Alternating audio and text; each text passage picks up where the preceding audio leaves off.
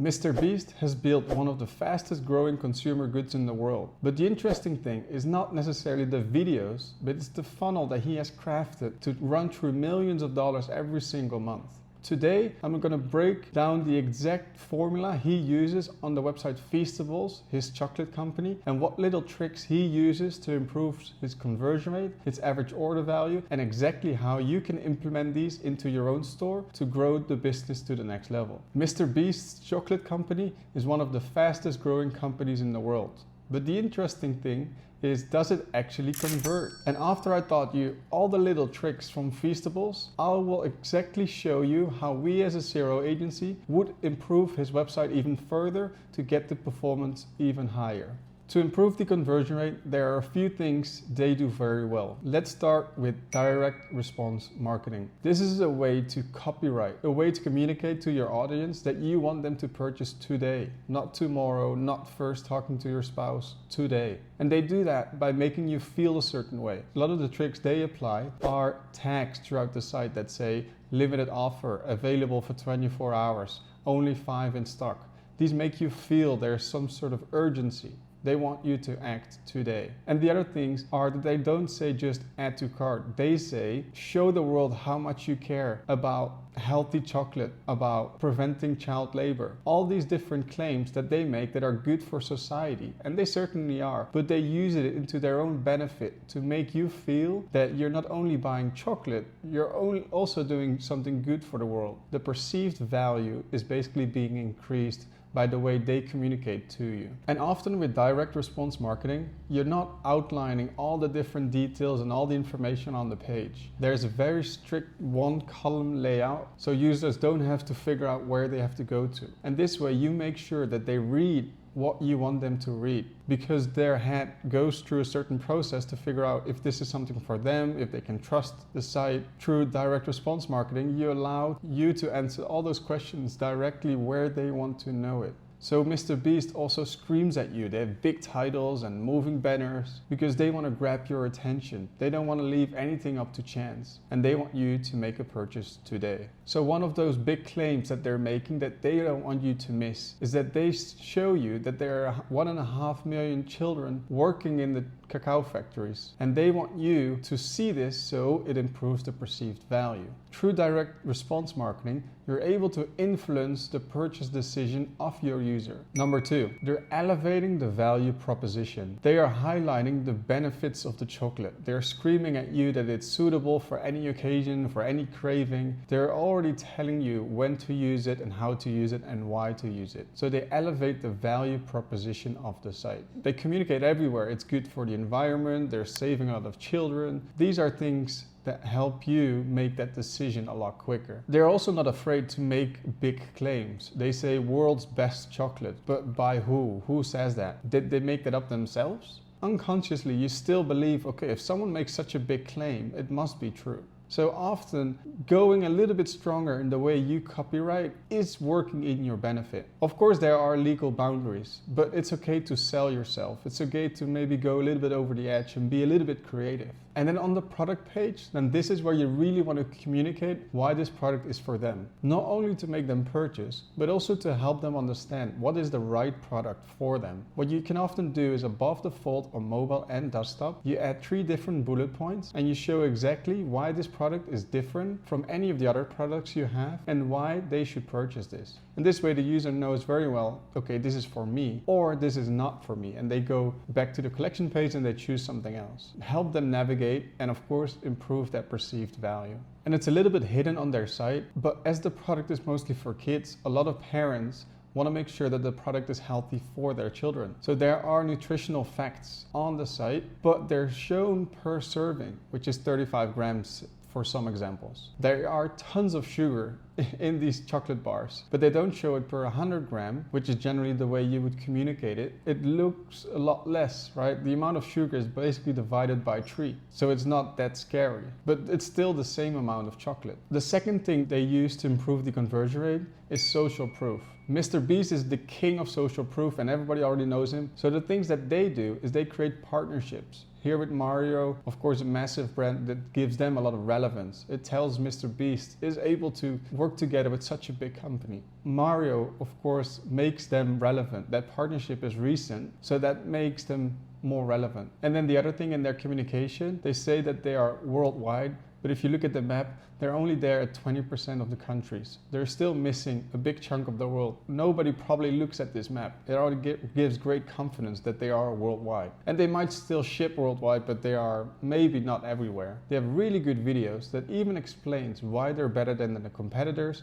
how it's made, what was the reason for them to even make this product, but also how they iterated on failed versions that they made before. They're really explaining in all these great videos how they built the product and why you should make a purchase. And then besides that, in those videos, there are tons of famous people that talk very highly about these products. If you trust those famous people, then you will probably also trust the actual chocolate. With all these tricks applied, they have a great conversion rate. But how do they make sure that the user actually spends the most possible per order? Let's have a look at what they apply to increase the average order value. Now, the first thing that they apply is that they sell you different quantities. So instead of selling only one chocolate bar, they sell you a box of 10 or the whole freaking box of 50 chocolates. There's always someone who wants more. So don't get stuck with offering only one product. Figure out how you can sell more quantities to your customer. Bundle products together, add them more into one single box. Figure out how you can increase your average order value. And then on the product page, they show different variants. A variant for a 1-pack or a variant for 24 packs. But also the size of each individual product. Do you want a king size or you want normal size? So not even the quantity, but also just the size of the product changes. And this definitely improves average order value. And what they apply is that the default option on the product page is the more expensive but bigger option for you. So without doing anything, without not knowing, you are paying more for a higher quantity. You get more, but of course you also pay more. Okay, the next thing they do to improve the average order values are upsells. This is so crucial. You might have tons of purchasing customers, but there's always a percentage that wants more, that could have had more. So make sure you upsell to your customers on the cart, on checkout, but often even after they purchased on the thank you page or through email. It just works. So something that Feastables does really well is once you've added the products to cart, they show you a product you could have liked as well. And on desktop, they do this very interestingly that I've never seen before. On the right side, you have the add to cart, but on the left side, they show you a huge product. And if you click add to cart on that product, it adds it to cart, but it immediately shows you another one. The list never ends. You could click until your list is $1,000 worth, which is a very interesting thing. Show this product as prominent as possible. On mobile, you don't have this space, but they still add the upsell above all the products that you're adding. It's as simple, just a different UI. So make sure also on add to cart, you are upselling to your customers. And then the upsell worked, someone added a product to cart, then they reached checkout and there are more upsells. Don't be afraid to be salesy. It works. People sometimes forget or get intrigued by something that they didn't know before. Try to upsell on the checkout as well. Next on the list for average order value is free shipping. Free shipping, same here, it just works. Make sure this banner is available even before they reach checkout, because it helps them make a decision to purchase. Show it in the primary banner at the top of your page, but also communicate it in cart and in checkout. But even after they've reached the threshold, offer them something after that. This works great if you are a direct response copywriter. You're not afraid to get the sale today. Offer them a gift even after they already got free shipping. And the list should basically never end. Motivate people to add more products to cart. And this is not a trick because they also get something in return. Free shipping or a certain gift. And I know we say free shipping,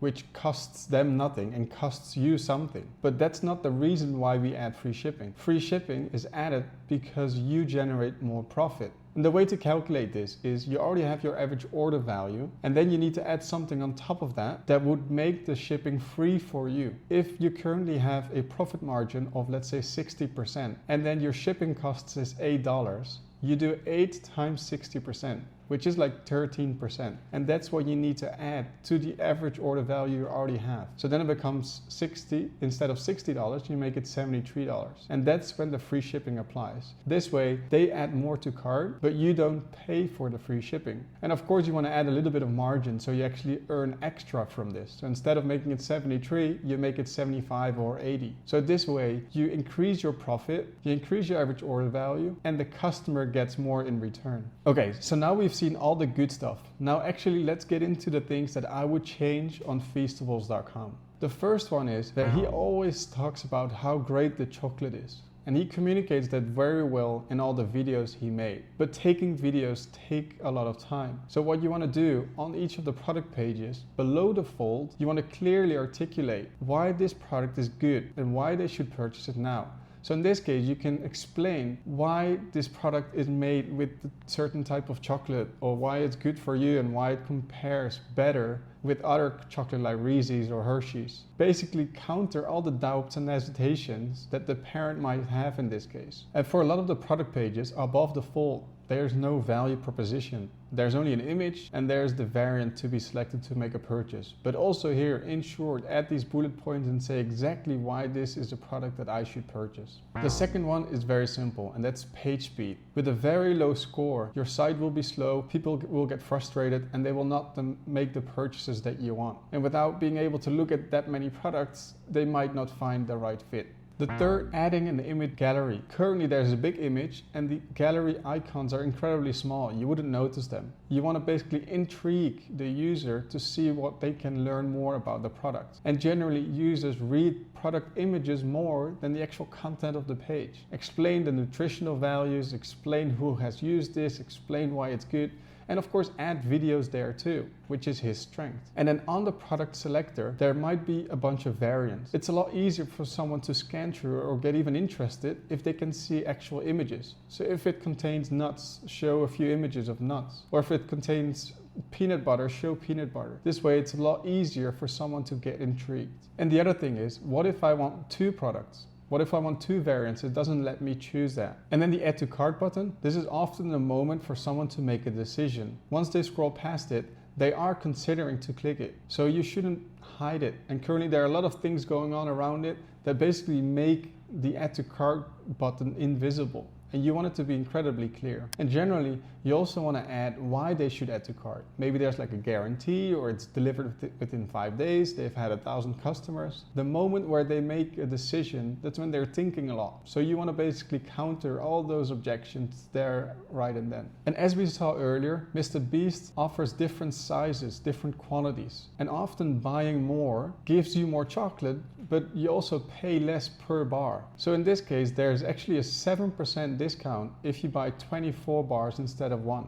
This is great, but you need to communicate it to the client. You need to improve the perceived value. Make them feel it's a steal. Make them feel they're lucky and they're doing the right thing.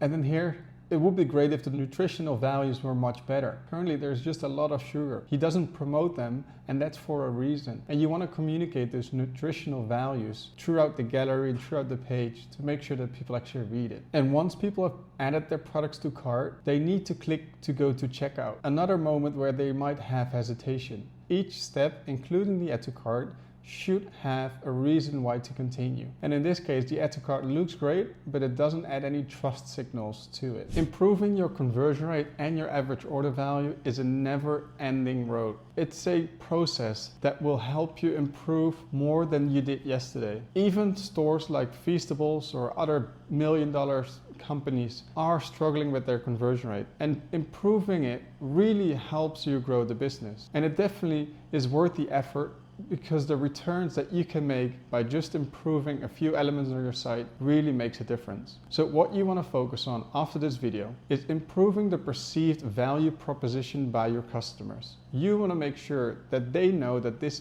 product is the best out there and it's perfect for them. But you also want to make sure that you apply different methods to improve the average order value. You want to make sure that the clients that already love you get more from you. But this is how you grow the performance of your site. Even stores like Mr. Beast can always improve the performance. Mr. Beast, of course, has incredible social proof, and he doesn't even have to explain it before people already trust the business. But for you, this might be different. So if there's one key takeaway from this video, is that you have to improve the perceived value. If you're interested for me to break down your site, definitely leave down a comment below or send me a message, and we will audit your site for free and tell you exactly how you can scale your business.